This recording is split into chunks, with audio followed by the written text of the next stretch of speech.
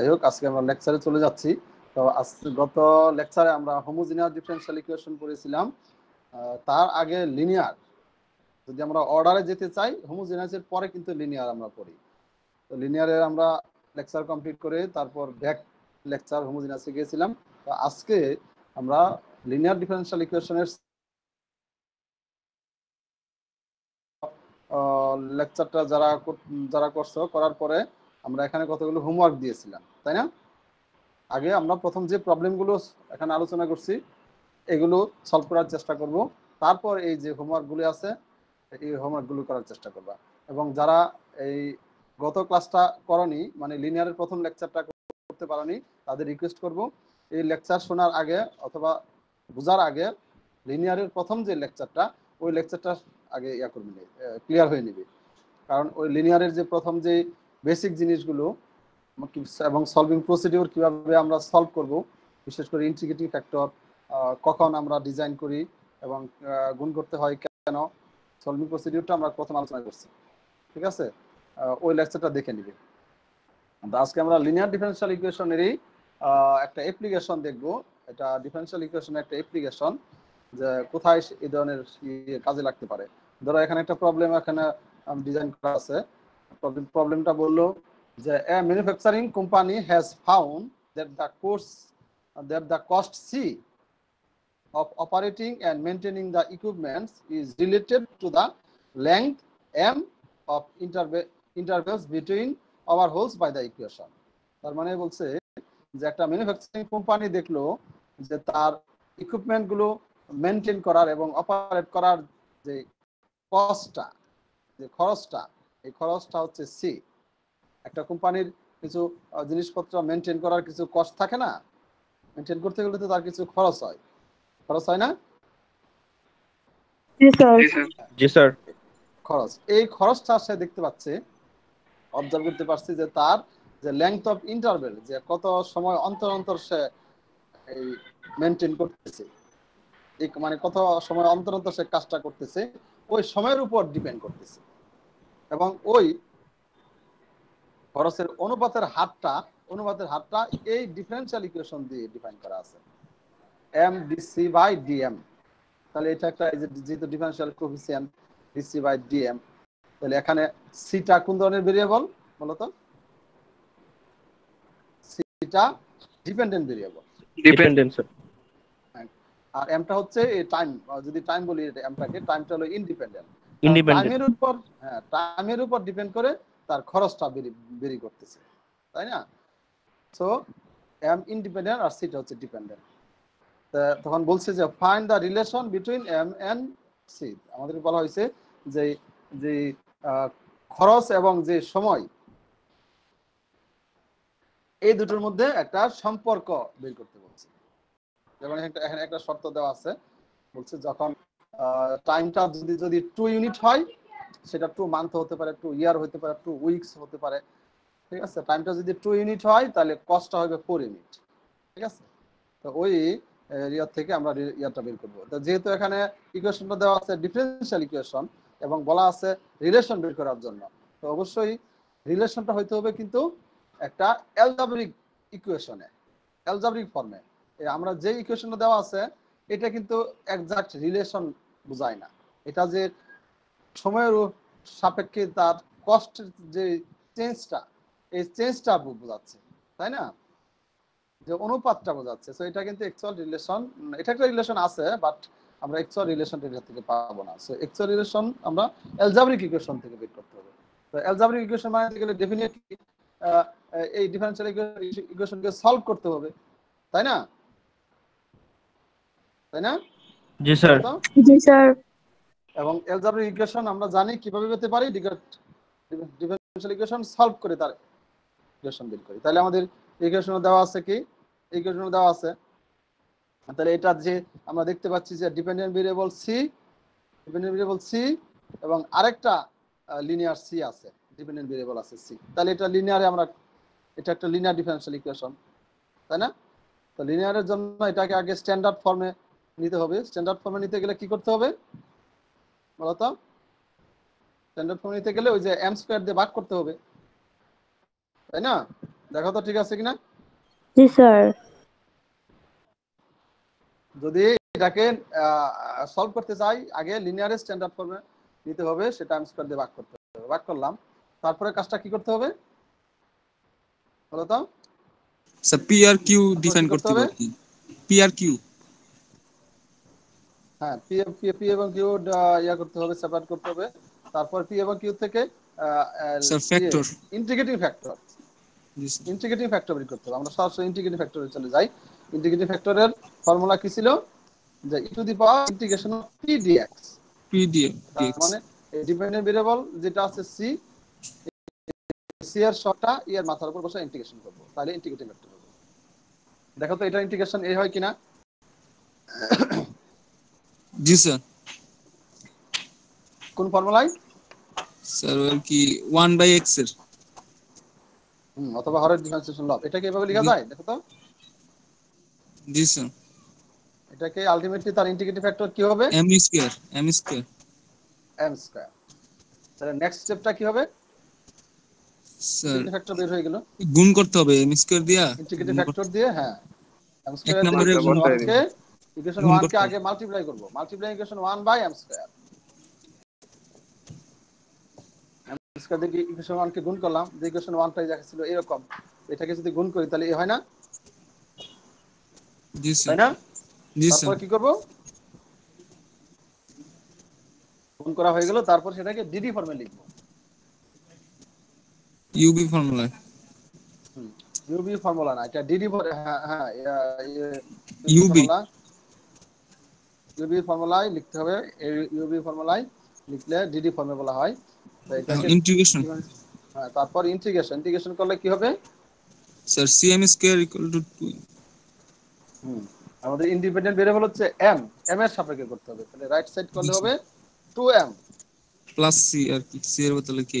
C এর বদলে কে দিলাম, কারণ যেহেতু আর কনফিউজ হতে পারে, এখানে লাস্ট সি আছে, জন্য অন্য একটা কনস্ট্যান্ট দিলাম। নো প্রবলেম, তুমি অন্য কিছু দিতে পারো। তাহলে দেখো আমরা একটা সলিউশন রিলেশন পেয়ে গেছি, কিন্তু আমাদের বলা আছে কি সম্পর্কটা বের করতে হবে সি আর এম এর মধ্যে। কিন্তু এখানে একটা কনস্ট্যান্ট কিন্তু চলে আসছে। এই কনস্ট্যান্টটা আমরা মান দেওয়া আছে। হ্যাঁ, so we have c equal to 4 and m equal to 2। এই মানটা আমাদের দেওয়া আছে। c এবং m এর মান বসিয়ে k এর মান 12 ইউনিট পাইলাম। এখন এই k এর মানটা 2 নং সমীকরণে বসিয়ে দিলে আমরা রিলেশন পেয়ে গেলাম। তো এটা হচ্ছে তার ওই কোম্পানির কস্ট এবং তার সময়ের মধ্যে যে রিলেশন। বুঝতে পারছো? জি স্যার। এই টাইপের লট অফ অ্যাপ্লিকেশন আছে। আর তোমরা আমাদের পিডিএফটা যে প্রবলেম নাম্বার 26 এবং 29 এই দুটো প্রবলেম করবে, এই সেম রকম এই টাইপের প্রবলেম। বুঝতে পারছো? 26 এবং 29 প্রবলেম, এই দুটো প্রবলেম পিডিএফ থেকে করবে। ঠিক আছে? ওকে, বুঝতে পারছো? জি স্যার। তারপরে আমরা নতুন একটা জিনিস দেখবো, যে বার্নৌলি's differential equation. Bernoulli differential equation, Bernoulli একজন ম্যাথমেটিশিয়ান, তার নামানুসারে সেটার নামকরণ করা হয়েছে বার্নৌলি's ডিফারেনশিয়াল ইকুয়েশন। ঠিক আছে? তো আমরা সংজ্ঞাটা দেখি, যে বার্নৌলি ডিফারেনশিয়াল ইকুয়েশনের সংজ্ঞা কি বললো যে a differential equation of the form dy by dx plus py equal to qy to the power n, যেখানে p এবং q হচ্ছে x এর ফাংশন অথবা কনস্ট্যান্ট। যদি এই ফর্মে থাকে এবং p q যদি x এর ফাংশন হয়, সেটাকে আমরা বলবো বার্নৌলি's ডিফারেনশিয়াল ইকুয়েশন। এখন বলো তো এই ইকুয়েশনটা দেখতে অনেকটা কার মতো? এই ডিফারেনশিয়াল ইকুয়েশন 1টা দেখতে অনেকটা কার মতো বলো? dy by dx plus py equal to q অনেকটা কার মতো? আমরা আলোচনা এই প্রবলেম পরে আসছি।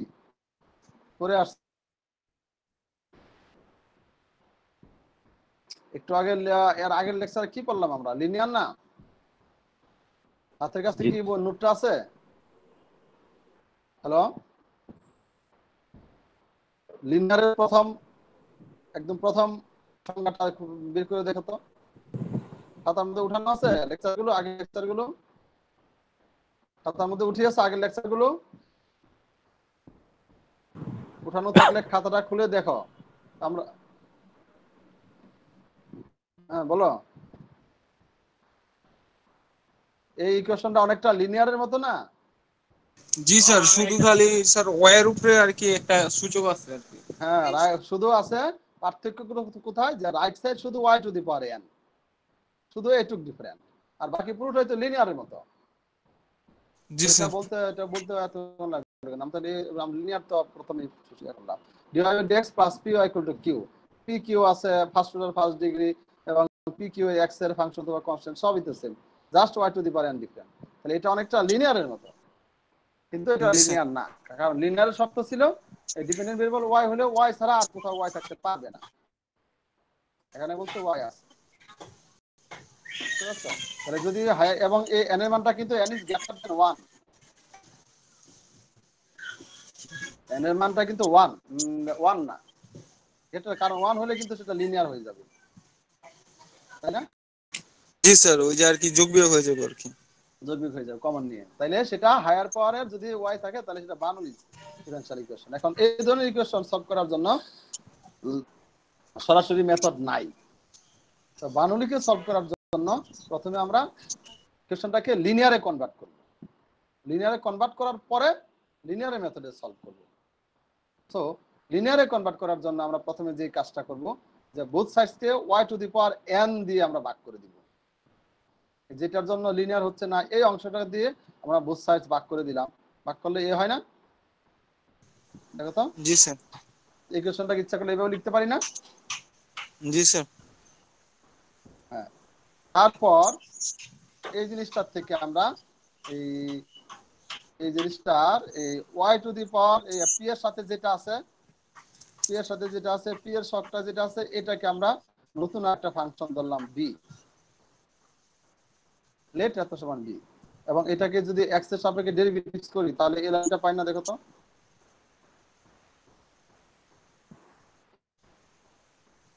জি এই স্যার। হয় না? জি স্যার। হ্যাঁ, x এর সাপেক্ষে ডিফারেন্সিয়েশন করলাম, কে বলতে পারবে কোন ফর্মুলায় করছি? স্যার ওই যে x to the power n minus 1 এর সূত্রটা আর কি, x to x the to the power power n। n এর ফর্মুলায়, জি sir. x to the power n এর ফর্মুলায়। তারপর এটাকে ইচ্ছা করলে এইভাবে লিখতে পারি 1 মাইনাস n দিয়ে ভাগ করে,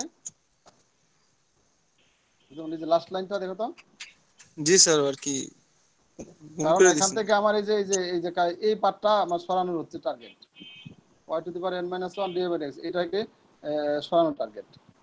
এই জিনিসটা এখানে পেয়ে গেছি। এখন এই যে এই মানটা এই যে দুই নম্বর বসায় দিবেন। এখানে y টু দি পাওয়ার, হ্যাঁ 2 নং সমীকরণে বসিয়ে দিব।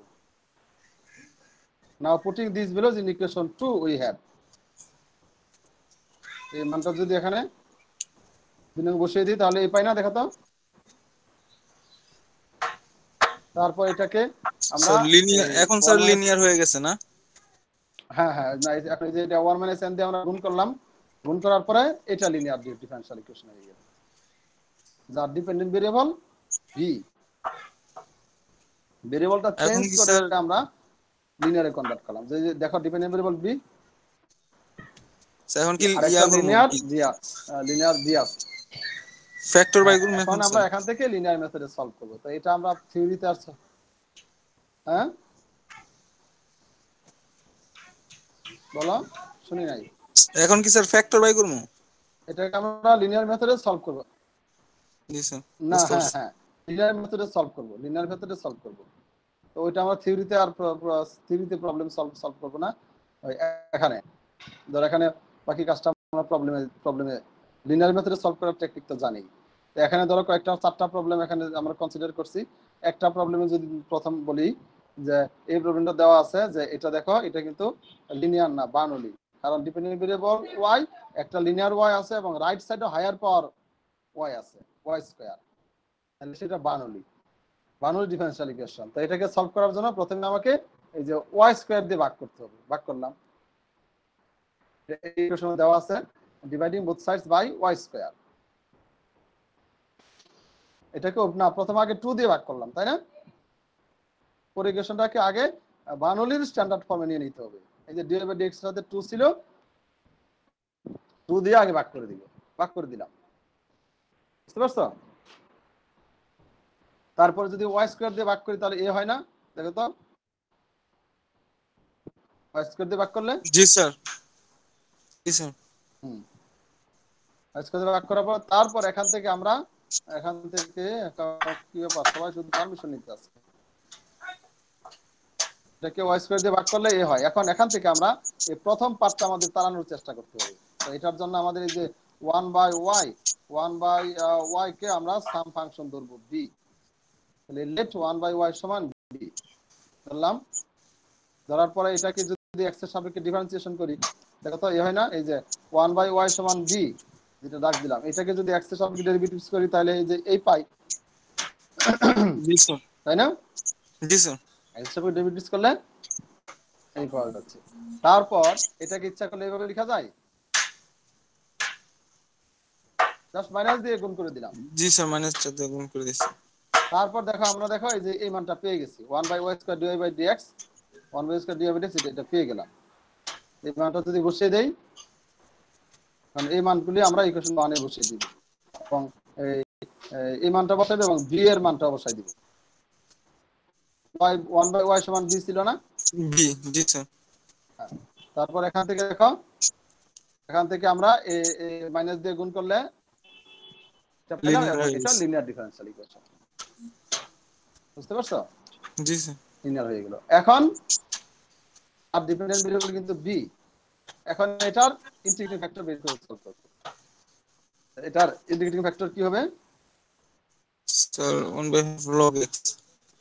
হ্যাঁ একটা b এর সহগটা, তাই না? জি স্যার। সবাই বুঝতে পারছো অন্যদের অবস্থা? স্যার রুট x হবে আর কি এটা। এটা যাই হোক, সেটা বি এর সহগটা যেটা আছে সেটা ই এর মাথার উপর বসে ইন্টিগ্রেশন করব। এটা ইন্টিগ্রেশন করলে হাফ লগ x, লগ করলে লগ x হাফ, মানে আলটিমেটলি আমাদের ইন্টিগ্রেটিং ফ্যাক্টর হবে রুট রুট x। x। বুঝতে পারছো? জি স্যার। ইন্টিগ্রেটিং ফ্যাক্টর হচ্ছে রুট x। ওকে, এখন তারপরের স্টেপটা কি? স্যার 2 নম্বরে রুট x দিয়ে গুণ করব আর কি। 2 নম্বর ইকুয়েশনকে রুট x দিয়ে আমরা এখন কিন্তু 2 নম্বর ইকুয়েশন থেকে আমাদের কাজ করব, 1 নম্বর আর কোনো যাওয়ার দরকার নাই। 2 নম্বর ইকুয়েশনকে আমরা রুট x দিয়ে গুণ করলে ডাইরেক্ট গুণ করে দিলাম, তাই না? জি তারপর স্যার। এটাকে আমরা ডিডি ফর্মে লিখবো। ডিফর্মে লেখার ডিডি লেখার টেকনিকটা কি ছিল? Dependent variable into integrating factor. বুঝতে পারছো? জি sir. Dependent variable into integrating factor. মানে ইন্টিগ্রেশন করব আবার। এখন ইন্টিগ্রেশন করব। ইন্টিগ্রেশন করলে কি হবে?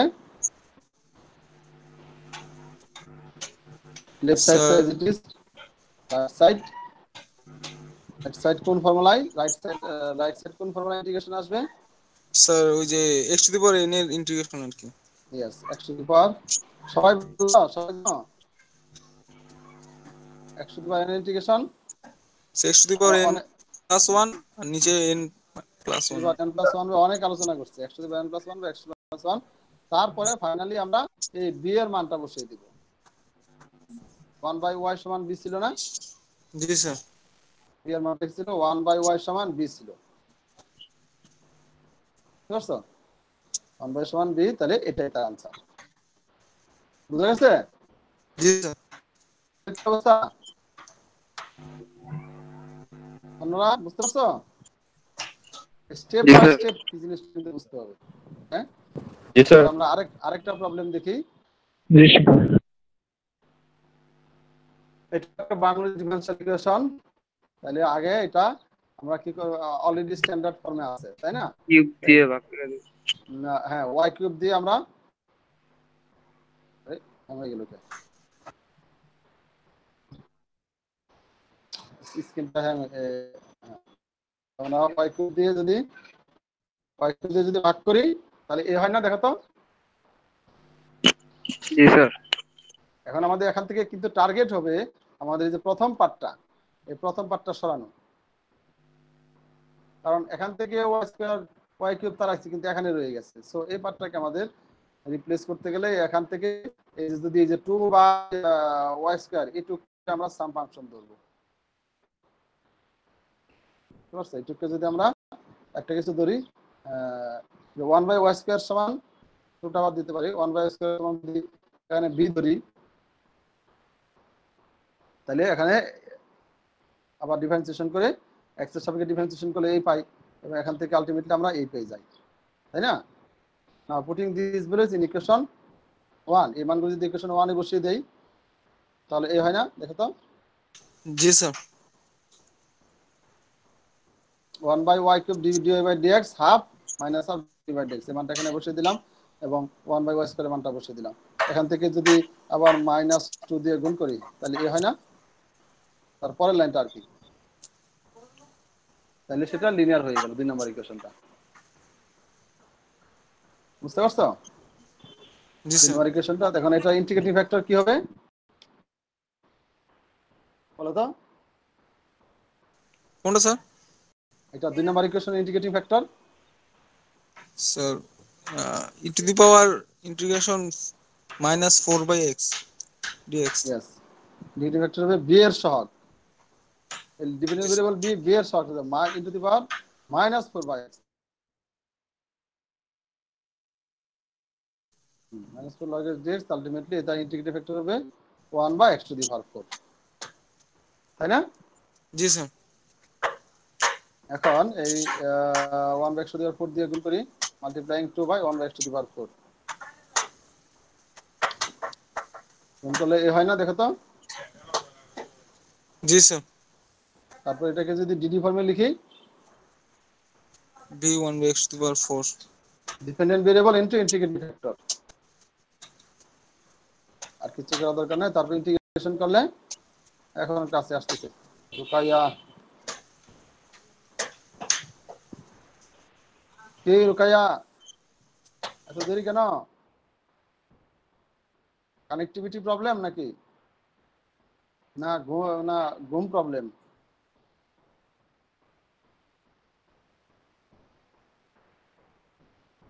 তারপর দেখো এটা ইন্টিগ্রেশন করলে ওই same x to the power n এর ফর্মুলা ইন্টিগ্রেশন করো, ইন্টিগ্রেশন করলাম x to the power n integration করলে এই হয়, এবং এটাই তার आंसर।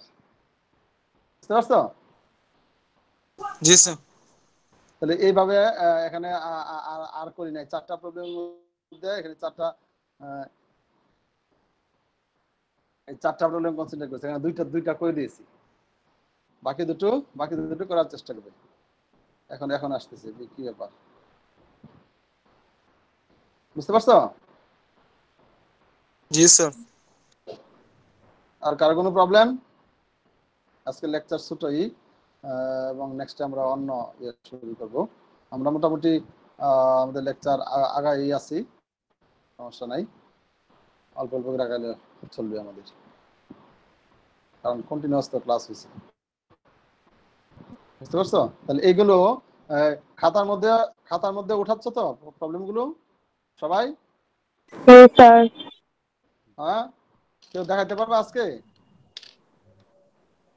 স্যার সব হয় নাই স্যার, হ্যাঁ, সবগুলো হয় নাই স্যার, তবে উঠাচ্ছি স্যার।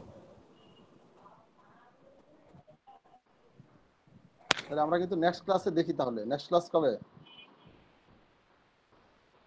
আর মনে হয় নেক্সট স্যার বুধবার বুধবারে হ্যাঁ? স্যার, বুধবারে। বুধবার স্যার।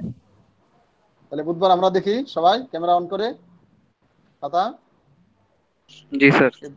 জি পর্যন্ত স্যার। যা স্যার করছো, এ পর্যন্ত যা আমরা করছি সবগুলো খাতার মধ্যে আপ টু টুডে, ঠিক আছে? Okay sir. Up to today খাতার মধ্যে ওঠানো আছে কিনা সেটা আমরা দেখবো। কি তারেকের প্রবলেমটা হয়েছিল? তারেকেরই তুমি দিতে পারো না কুইজ? জি স্যার আমার আরেকজন আর কি মুনিয়া। ওই মুনিয়া এই মেয়েটা তো ক্লাসে আসে না, একদিনে তো উঠতে তো আমরা স্যার আমার একদিনের কোর্স ক্লাস অ্যাড হয় নাই তো এতদিন। কোর্সে অ্যাড হয় নাই, না স্যার, রিএলসি তে অ্যাড হওনি? না না বিএলসি তে না, মানে যে পোর্টালে দেখছি এতদিন আমার কোর্স মানে ম্যাথ অ্যাড হয় নাই কোর্সের সাথে সবগুলোর সাথে। আচ্ছা আচ্ছা, কালকে তোমার ম্যাম ঠিক করে দিচ্ছে। ম্যাথের কোর্স রেজিস্ট্রেশনই হয় নাই? হ্যাঁ হ্যাঁ এখন ঠিক হয়েছে স্যার। বিএলসি তে রেজিস্ট্রেশন হয়েছিল? বিএলসি তে রেজিস্ট্রেশন করছিলা? স্যার বিএলসি তে ইনরোল অনেক আগে থেকে হয়েছিলাম, কিন্তু যে অ্যাড হয় না তো তাই কিছু করা যাইতেছিল না, মানে রোলটা এর জন্য আপনার কাছে আসেনি। পরে ম্যামকে বলছি, ম্যাম ঠিক করে দিছে। এখন ঠিক আছে। না ওইটার জন্য না, ওইটা এখানের সাথে সম্পর্কিত না। তুমি আমার কোর্সে এনরোল হয়েছো কিনা এটার সাথে ওইটার সাথে এটা লিঙ্ক আপ হওয়ার কথা না। তুমি আমার বিএলসিতে এনরোল হয়েছো কিনা ওই সেকশনে এনরোল হলে এখান থেকে তুমি করতে পারবা, অ্যাক্সেস পাবা। বুঝতে পারছো? তাহলে এখন কই যে ওর মিটার এখানে কেন পৃষ্ঠা, এই যে দেখো এরকম তোমার আসে না, লিঙ্ক আসে না, হাইপার লিঙ্ক হয় নাই না না স্যার, স্যার এরকমই হয়ে রয়েছে স্যার। এরকম মানে এখানে। আমার এরকম। জি স্যার, এখানে ক্লিক করলে মানে ক্লিক করার কোনো অপশন পাইতেছি না। ক্লিক একটা যে জি স্যার, আমারও সেম এই যে ক্লিক করা, আমি যে এখানে ক্লিক করলাম ওখানে যে হাইপার লিঙ্ক তোমার হয় নাই। না স্যার। না স্যার। এটা কি একদম হয়েছে ফ্রিজ হয়েছিল? জি জি স্যার। স্যার।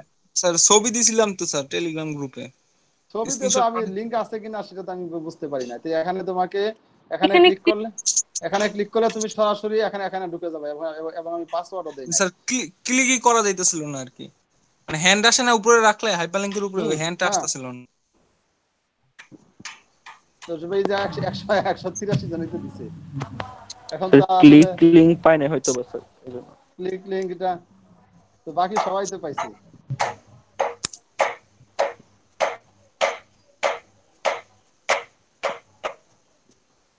এই যে দেখো মার্ক নাইম পাইছো 11, জাকারিয়া দেখো জাকারিয়া 11, সাফাইন হয়েছে 8, কাজী উম্মে হাবিবা